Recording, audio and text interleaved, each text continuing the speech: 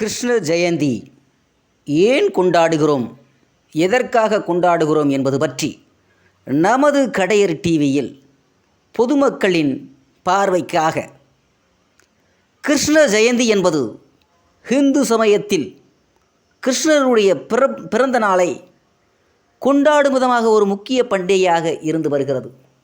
இந்த நன்னாளில் பக்தர்கள் கிருஷ்ணரை வழிபட்டு அவரது பிறப்பை நினைவுகூர்ந்து வருகிறார்கள் என்பது குறிப்பிடத்தக்கதாக இருக்கிறது. மேலும் கிருஷ்ண ஜெயந்தி என்பது விஷ்ணுவின் 8வது அவதாரமாகவும் கிருஷ்ணர் பிறந்தநாளாக குறிக்கப்படுகிறது. இந்த நன்னாளில் கிருஷ்ணரின் மீதுள்ள பக்தியும் மற்றும் அன்பையும் வெளிப்படுத்தும் வகையில் மக்கள் வீடுகளை அலங்கரித்து கிருஷ்ணருக்கு பிடித்தமான உணவுகளை படைத்து விரதமிருந்து பக்தி பாடல்களை பாடி நடனமாடியும் கொண்டாடி வருகிறார்கள் என்பதும் ஒரு குறிப்பிடத்தக்கதாக இருக்கிறது. கிருஷ்ணர் தீய சக்திகளை அழித்து தர்மத்தை நிலைநாட்டிய அவதாரமாக கருதப்படுகிறார். எனவே கிருஷ்ண ஜெயந்தி தீமையை வென்று நன்மையை கொண்டாடும் நாளாக கருதப்படுகிறது. தர்மத்தின் நிலைப்பாடு கிருஷ்ண ஜெயந்தி மக்களை மகிழ்ச்சியுடனும் உற்சாகத்துடனும் இருக்கச் செய்கிறது. கிருஷ்ணர் பகவத்கீதையில் தர்மத்தை நிலைநாட்டவும் மக்களை நல்வழிப்படுத்தவும் அவதரித்ததாக கூறுகிறார்கள். கிருஷ்ண ஜெயந்தி கிருஷ்ண பக்தர்களுக்கு ஒரு முக்கிய நாளாகும். இந்த நன்னாளில் பக்தர்கள் கிருஷ்ணரை வழிபட்டு அவரது ஆசீர்வாதங்களையும் பெறுகிறார்கள். அதே நேரத்தில் கிருஷ்ண ஜெயந்தி ஒரு குடும்ப உறுப்பினர்களை ஒன்று கூட்டி மகிழ்ச்சியுடன் கொண்டாட ஒரு வாய்ப்பாகவும் அமைகிறது என்று சொல்லுகிறார்கள். இப்படிப்பட்ட எளிய வழிகளில் வீட்டிலேயே கிருஷ்ண ஜெயந்தியை சிறப்பாகவும் கொண்டாடலாம். கிருஷ்ண பகவானின் அவதாரத்தையும் மகிழ்ச்சியுடன் கொண்டாடப்படுவது மட்டுமல்லாமல் அவர் வாழ்நாள் முழுவதும் பின்பற்றிய நீதி, கருணை, அன்பு போன்ற உயர்ந்த குணங்களையும் இந்த நாள் நமக்கு நினைவூட்டுகிறது என்று கிருஷ்ண ஜெயந்தியை மக்கள் அனைவரும் வழிபட்டு வருகிறார்கள் என்பது குறிப்பிடத்தக்கதாக இருக்கிறது. அதனால் கிருஷ்ண ஜெயந்தியை ஏன் கொண்டாட வேண்டும், எதற்காக கொண்டாட வேண்டும் என்று நமது கடையர் செய்தி பிரிவின் மூலமாக மக்களுக்கு இப்பொழுது கொண்டு சேர்ந்திருக்கிறோம். மேலும் கிருஷ்ணர் தனக்காக இல்லாமல் பிறருக்காக வாழ்ந்தவர். அதனால்தான் இவரை கண்ணா, முகுந்தா என்று பல பெயர்களில் அழைக்கிறார்கள். கண்ணனைப் போல காப்பவன் என்றும், முகுந்தா என்றால் வாழ்வதற்கு இடமளித்து முக்தி அளிப்பவன் என்றும் சொல்லி மக்கள் கிருஷ்ண பெருமானை, பகவானை வணங்குகிறார்கள் என்பதும் குறிப்பிடத்தக்கதாக இருக்கிறது. பகவான் கிருஷ்ணனுடைய வரலாறை பார்த்தோம் என்று சொன்னால், மதுரா நகரில் தேவகி வாசு தேவருக்கு, அதாவது தேவகியும் வாசுதேவருக்கும் 8வது மகனாக கிருஷ்ண பகவான் அவதாரம் எடுத்தார். கிருஷ்ணன் பிறந்தது சிறைச்சாலையில் பிறந்த கிருஷ்ணர் கோகுலத்தில் வளர்ப்பு தாய் யசோதையால் வளர்க்கப்பட்டான்.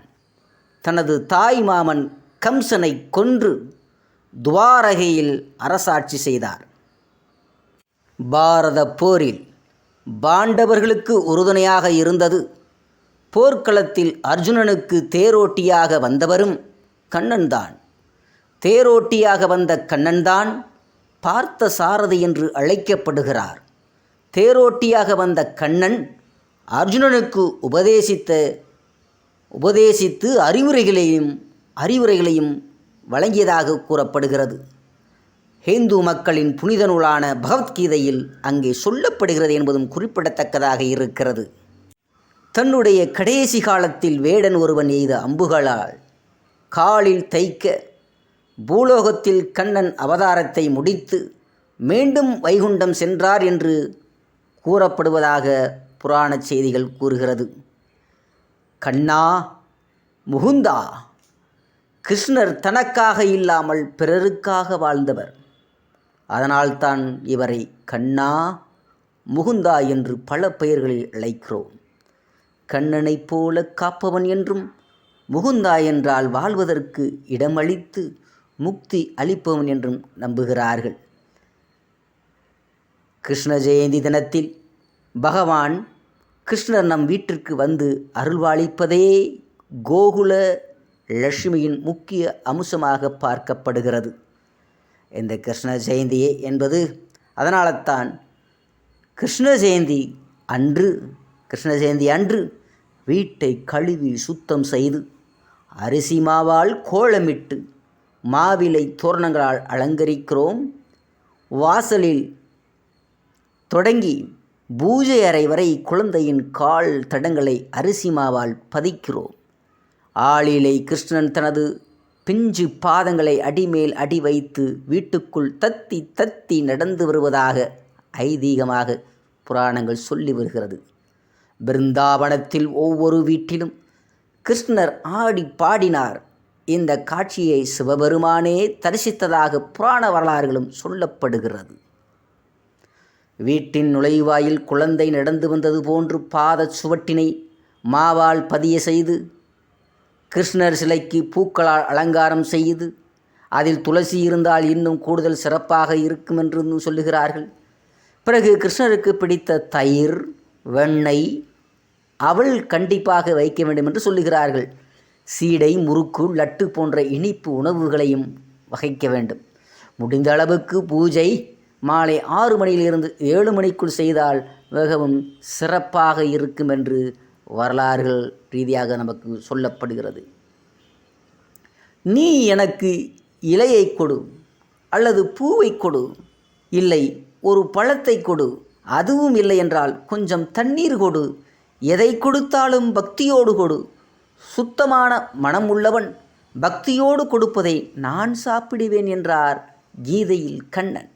நாமும் கிருஷ்ணரை வழிபட்டு அனைத்து சகல நலன்களையும் பெறுவோம் என்று நமது கடையர் செய்தி பிரிவின் வாயிலாக பொதுமக்களின் நலனுக்காகவும் பொதுமக்கள் குறைவில்லாத செல்வமும் நோயற்ற வாழ்வும் பெறுவதற்காக இந்த செய்தியை கிருஷ்ணனோடு நாமும் சேர்ந்து கிருஷ்ணனை வணங்குவோம், வழிபாடு செய்வோம், சகல நலன்களையும் பெறுவோம் என்று நன்றி கூறி விடைபெறுகிறது நமது கடையர் செய்தி பிரிவு.